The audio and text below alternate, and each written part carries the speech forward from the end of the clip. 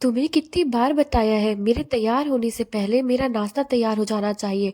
शादी के 25 सालों बाद भी मुझे क्यों बार बार एक ही बात बतानी पड़ती है।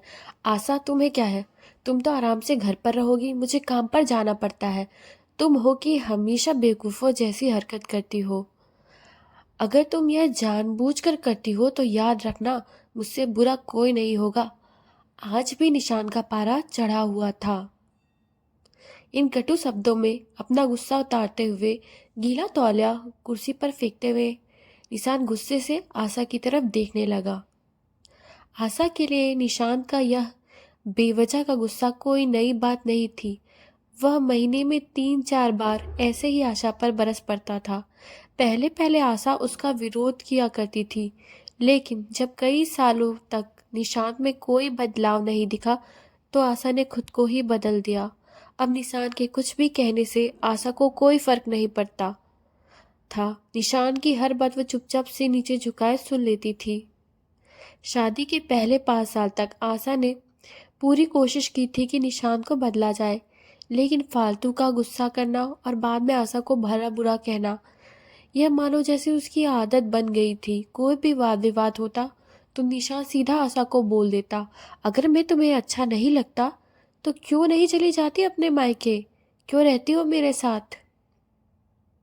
इतना सब कुछ होने के बावजूद आशा निशान के साथ रहती थी, क्योंकि उसे अपनी बेटी की फिक्र थी।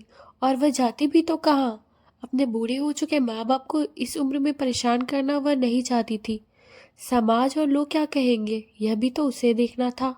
वह इतनी पढ़ी लिखी भी तो नहीं थी कि खुद जाकर कोई नौकरी कर सके और अपना और अपनी बेटी का पालन पोषण कर सके।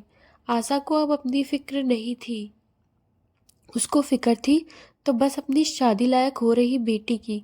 आशा नहीं चाहती थी कि पति पत्नी के झगड़े की वजह से काव्या डिस्टर्ब हो। काव्या की पढ़ाई पूरी हो चुकी थी, उसके लिए अब शादी के रिश्ते आने लगे थे। कई रिश्तों को काव्या ठुकरा चुकी थी। 2-3 महीने बाद एक अच्छा रिश्ता आया। रिश्तेदारों और पहचान के लोगों ने भी लड़के के बहुत गुणगान किए थे। निशांत एक शाम अपनी बेटी के पास बैठकर उसे बताने लगा, काव्या बहुत अच्छा लड़का है, पढ़ा लिखा है, बड़ा घर है, बहुत अच्छी नौकरी है। ऐसे रिश्ते बार बार नहीं आते बेटा, इस बार मना मत करना। काव्या अपने पिता से ज्यादा बात नहीं करती थी।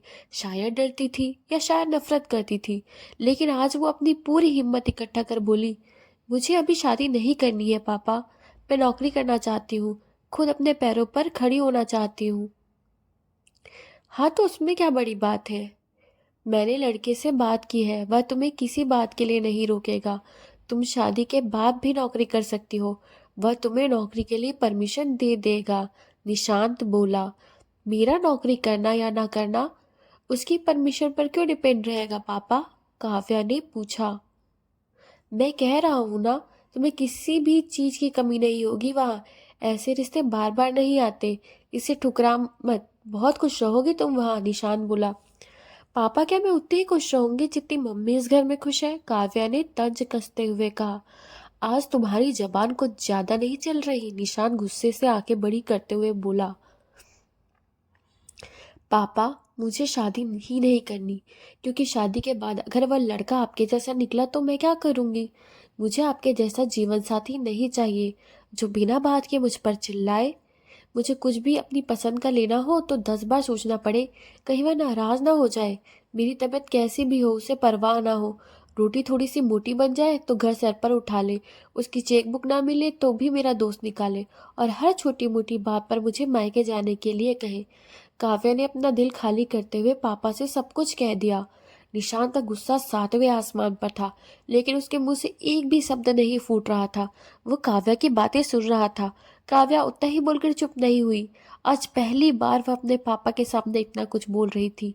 पापा, अपने माँ के साथ हमेशा गलत व्यवहार किया है। आप अपने ऑफिस का गुस्सा बिना सोचे समझे माँ पर उतार देते हैं, कभी इस बात की परवाह भी नहीं करते कि उन्हें कैसा लगता होगा। आपकी बातें सुन सुनकर माँ ने अपना स्वाभिमान खो दिया। निशांत आज पहली बार अपने किए बर्तावों को महसूस कर पा रहा था। वो इतना ही बोल पाया, जो तुम्हारा मन वो करो। मैं तो इतना बुरा हूं ना? काव्या ने निशांत का हाथ पकड़ा और बोली, पापा मुझे सिर्फ एक सवाल का जवाब दे दो। क्या आप चाहेंगी कि मेरा पति आपके जैसा हो? अगर आपका जवाब हाँ है तो कर दीजिए मेरा रिश्ता आज ही, और ना है तो मुझे आत्मनिर्भर बनने दीजिए। निशान कुछ भी ना बोल पाया और वहां से चुपचाप चला गया। आज उसे आशा के सामने जाने में शर्म आ रही थी। चलते चलते उसकी आंखों से आंसू बह रहे थे। निशान ने आज से अपने आप को बदलने का निश्चय किया। अगले दिन से आशा ने अपने पति में काफी बदलाव देखा। वह सोचने लगी कि जो हिम्मत काव्या ने दिखाई है, वह हिम्मत अगर मैं पहले ही दिखा देती तो शायद आज परिस्थिति कुछ और होती। अब काव्या पढ़ लिख कर अच्छी नौकरी करने लगी थी और 3 साल बाद उसके लिए एक अच्छा रिश्ता आया। और उसकी विदाई पर निशान बोला, बेटा तू हमेशा खुश रहेगी क्योंकि तेरा पति तेरे बाप जैसा नहीं है। निशान की यह बात सुनकर आशा और काव्या की आंखों से आंसू बहने लगे। दोस्तों, हमारे समाज में औरतों को भले ही देवी का दर्जा दिया जाता है, लेकिन वह स्वतंत्रता नहीं दी जाती जो उन्हें देनी चाहिए। उन्हें बचपन से ही बताया जाता है कि वह पराया धन है। स्कूल से आने में देर हो जाए तो पिटाई मिलती है, मोबाइल पर बातें करते हुए दिख जाए या खिड़की से झांकते हुए दिख जाए तो शक किया जाता है। माँ बाप का घर तुम्हारा नहीं है, पति का घर भी तुम्हारा नहीं है।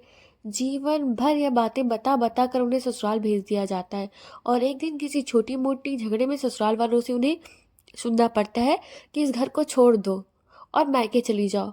अब आप ही बताओ दोस्तों, ऐसी स्त्रियों का सच्चा घर कौन सा है? आखिर वह किस घर को अपना कहे?